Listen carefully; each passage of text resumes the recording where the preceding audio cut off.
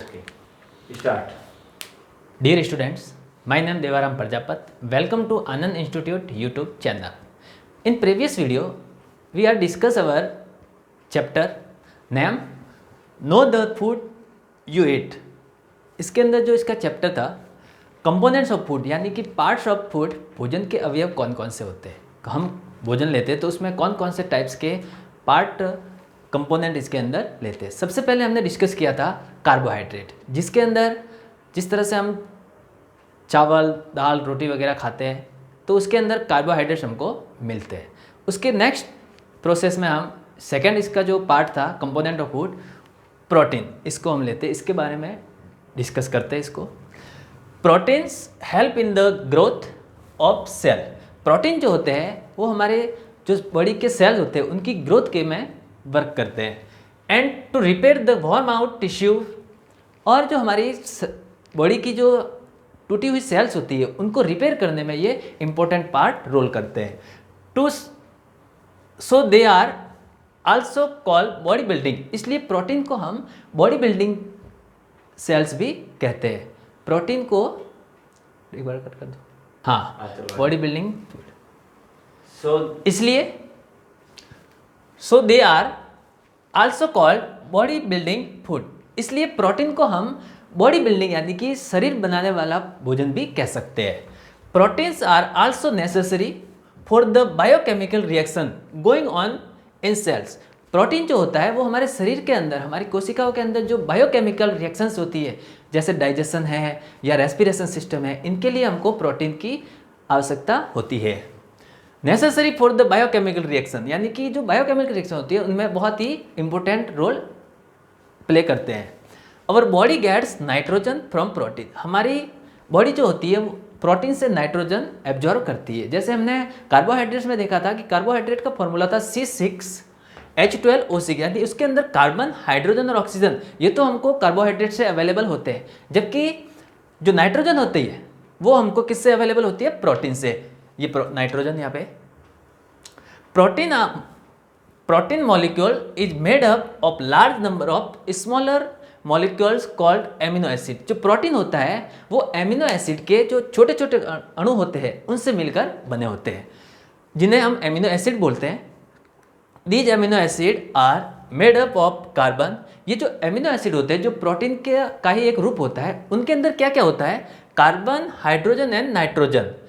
Amino acid के अंदर यानी प्रोटीन के अंदर मेन जो चीज़ होती है वो है कार्बन, हाइड्रोजन और nitrogen.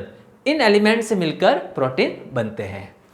The main sources of protein are, यानी कि जो हम प्रोटीन कहाँ से ले सकते हैं, यानी कि इसके मेन सोर्सेज कौन कौन से होते हैं? तो एक तो होते हैं पल्सेज, यानी कि कई प्रकार की जो दालें होती है उनमें मुख्य रूप से प्रोटीन अवेलेबल होता है।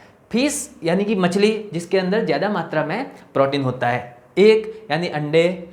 स्प्राउटेड सीड्स, जो अंकुरित अनाज होता है, अंकुरित बीज होते हैं, जैसे चने हैं, उनको हम घर में रात को भिगो के रखते हैं तो वो सुबह होते हैं तो अंकुरित हो जाते हैं, उनमें भी प्रोटीन ज़्यादा मात्रा में रहता है। सोयाबीन के जो बीज होते हैं उनके अंदर।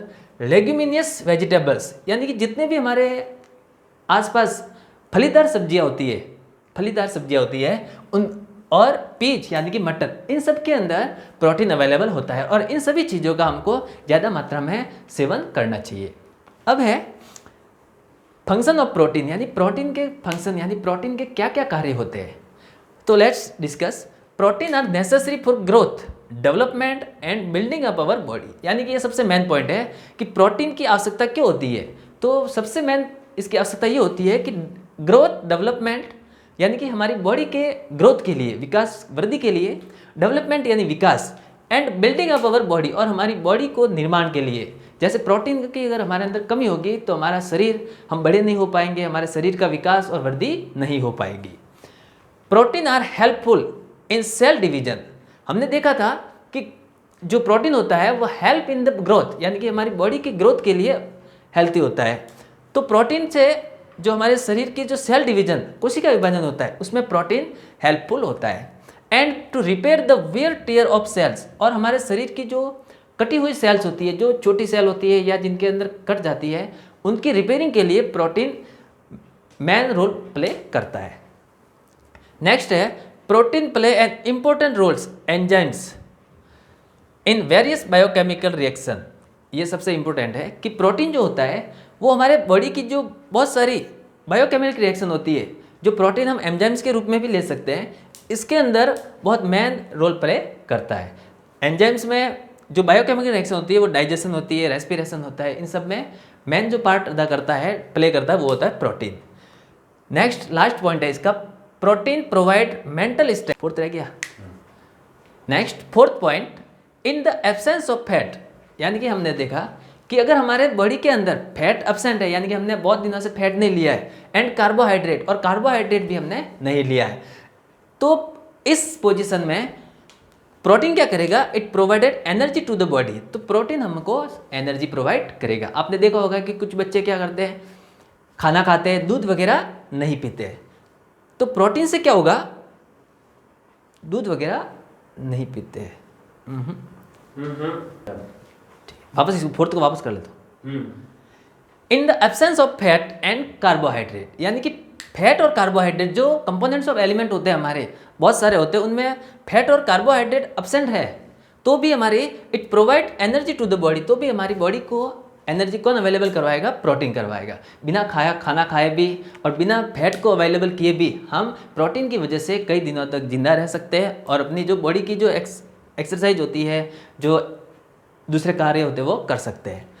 5 पॉइंट है, protein provided mental strength. Protein जो होता है वो हमारी अंदर की जो शारीरिक शक्ति होती है, मेंटल स्ट्रेंथ होती है, उनको भी अप्रूव करता है, प्रोवाइड करता है।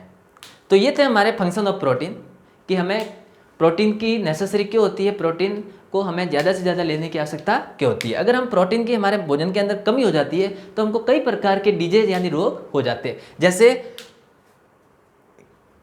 क्वेस्क्योरकर और दूसरा होता है मेरस्मस। ये रोग हो जाते हैं प्रोटीन की कमी की वजह से। अब नेक्स्ट जो कंपोनेंट ऑफ फूड है उसका थर्ड पॉइंट लेते हैं, फैट। तो देखिए इसमें, the fat are organic compounds that are found in cell. Fat जो होते हैं वो ऑर्गेनिक कंपाउंड होते हैं। फैट जो होते हैं वो क्या होते हैं, ऑर्गेनिक कंपाउंड होते हैं, जो हमारे सेल्स के अंदर अवेलेबल होते हैं, and are insoluble in water. और ये जो फैट जो होते हैं, ये फैट जो होते हैं वो वाटर यानी कि पानी के अंदर इनसॉल्युबल यानी कि अघुलनशील होते हैं, यानी कि वो उनके अंदर घुलते नहीं है। जैसे आपने देखा होगा घी है, तेल है, ऑयल्स वगैरह होते हैं, ये पानी के अंदर अनसॉल्युबल होते हैं। Our body storage the excess energy, these are ester of glycerol, यानी कि जो फैट होते हैं वो ग्लिसरॉल के एस्टर होते हैं।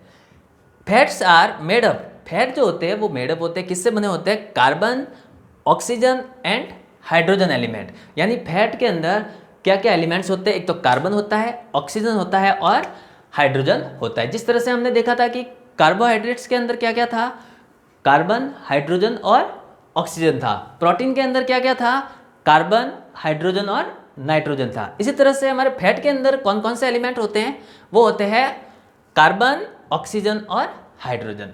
Our body stores the excess energy in the form of fat.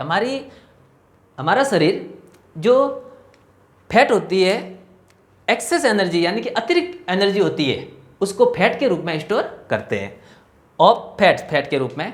Fat are solid, fat जो होती है वो सॉलिड रूप स्टेज में होती है, एंड नॉन एज चर्बी, और जिसे हम चर्बी के रूप में भी जानते हैं। तो इस तरह से फैट के अंदर, फैट हमारे बॉडी के लिए बहुत ही इंपॉर्टेंट रोल प्ले करते हैं।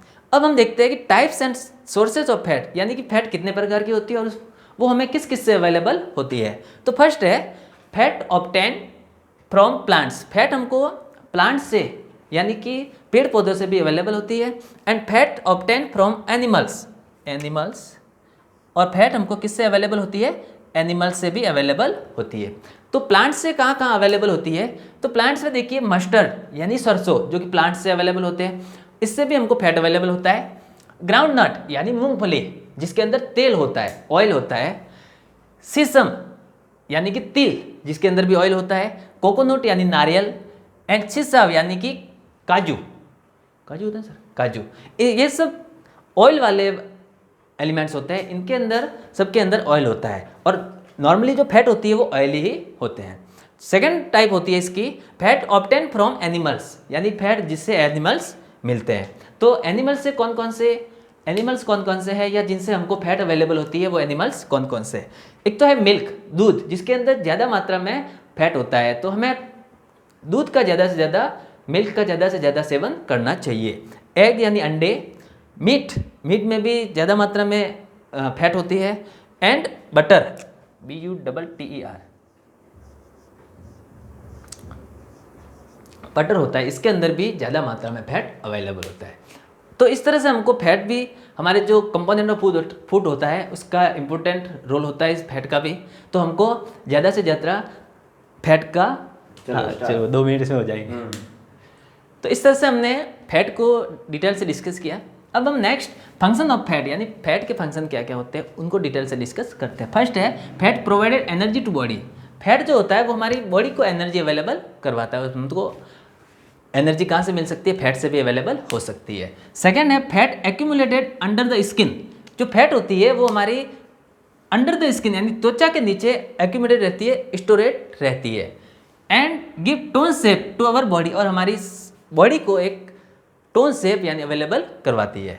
But excessive fat make our body unsafe, और अगर फैट हमारी बॉडी के अंदर ज़्यादा हो जाए तो वो हमारी बॉडी को क्या कर लेगी? अनसेफ कर लेगी, यानी कि जो नॉर्मल बॉडी होनी चाहिए उसके अलावा मोटापा वगैरह हो जाएगा। ये किसकी वजह से होता है? फैट की ज़्यादा मात्रा लेने पर, यानी फैट को ज़्यादा लेने पर हमारे बॉडी के अंदर अनसेफ हो जाएगा। नेक्स्ट थर्ड है fat protect internal organs of body. Fat जो होते हैं वो हमारे बॉडी के जो इंटरनल ऑर्गन यानी कि आंतरिक जो ऑर्गन होते हैं उनको प्रोटेक्ट करते हैं। आपने देखा होगा कि जिसकी बॉडी ज़्यादा हैवी होती है, ज़्यादा मोटा वगैरह होता है, उनकी बॉडी को जो ऑर्गन्स जो होते हैं उनको फ्रॉम एक्सटर्नल शॉक, नहीं थर्ड वापस करना पड़ेगा, थर्ड में मैं आपको समझ कह सकता हूँ। हाँ, नेक्स्ट थर्ड पॉइंट है fat protect internal organ of our body from external shock. जो फैट होती है वो हमारे बॉडी के जो इंटरनल ऑर्गन है, जैसे कि लंग्स है, हार्ट है, इनको एक्सटर्नल ऑर्गन्स वापस फैट प्रोटेक्ट इंटरनल ऑर्गन, यानी हमारे बॉडी के जो इंटरनल ऑर्गन्स हैं उनको फैट प्रोटेक्ट करती है फ्रॉम एक्सटर्नल शॉक, यानी कि बाहरी आघात, उनसे हमारी बॉडी को शॉक को प्रोवाइड करती है। प्रोवाइड कहाँ से कर रही है? शॉक, एक्सटर्नल शॉक, ठीक है मैं इसको ऐसे कर लेता हूँ। फैट प्रोटेक्ट इंटरनल ऑर्गन, हमारे शरीर के जो इंटरनल ऑर्गन हैं उनको प्रोटेक्ट करते हैं of body from external shock.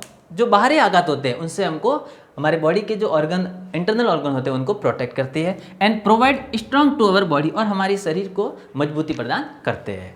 तो इस फैट का फंक्शन का जो इम्पोर्टेंट पार्ट है स्पेशल है हाइगर अमाउंट ऑफ फैट, यानी कि फैट की ज़्यादा अमाउंट की वजह से इन कैमल्स, हम जो ऊँट होता है उसके बॉडी के ऊपर एक कुबड़ होती है, उस कुबड़ के अंदर ज़्यादा मात्रा में फैट होने की वजह से camel can live without food. भोजन, ऊँट जो होता है वो कई दिनों तक बिना भोजन किए हुए रह सकता है, क्योंकि उसको सारा का सारा जो कंपोनेंट ऑफ फूड होते हैं वो उस फैट की वजह से अवेलेबल हो जाता है, जिसकी वजह से वो बिना पानी पिए, बिना खाना खाए कई टाइम तक जिंदा रह सकता है। मिलते हैं अगले वीडियो में। Thanks for watching. जय हिंद, वंदे मातरम।